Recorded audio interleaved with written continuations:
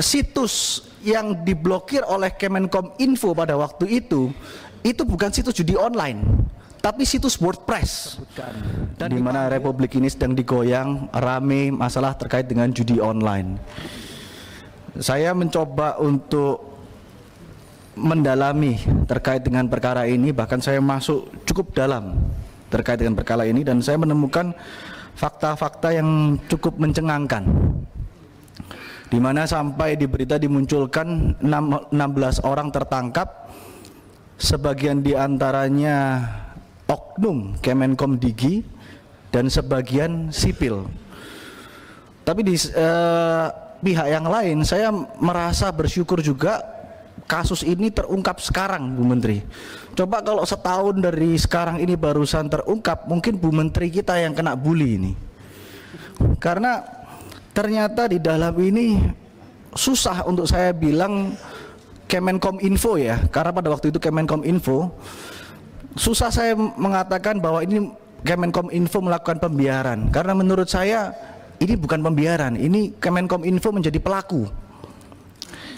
Maka dari itu hari ini tadi disebutkan Dirjen Aptika sudah hadir, maka pertanyaan ini akan saya lontarkan kepada Dirjen Aptika, bukan kepada Bu Menteri, karena Bu Menteri barusan menjabat. Tolong saya dijelaskan kepada kami, Pak Dirjen,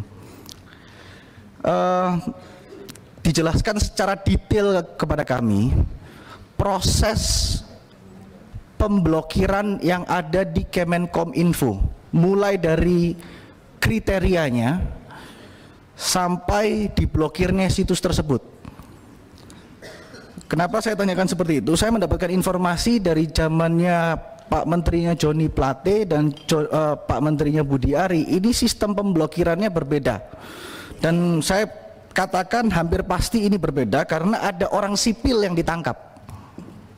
Jadi tolong dijelaskan mekanisme yang terjadi ya Pak, bukan normatifnya. Karena kalau dalam aparat penegak hukum ya, itu melakukan pemblokiran terhadap sesuatu itu melalui mekanisme gelar perkara di tahap penyidikan, yang dimana setelah itu barusan diblok karena ada hak seseorang yang dicabut di situ. Nah, saya ingin tahu di Kominfo ini bagaimana, apakah ada sistem verifikasinya atau tidak. Nah, apabila diverifikasi, pertanyaan saya, siapa yang mengumpulkan situs-situs itu Pak? Lalu diverifikasi, pertanyaan saya yang kedua, siapa yang memverifikasi itu? Dan yang ketiga, siapa yang memblokir? Maksud saya bagian apa yang memblokir? Nah,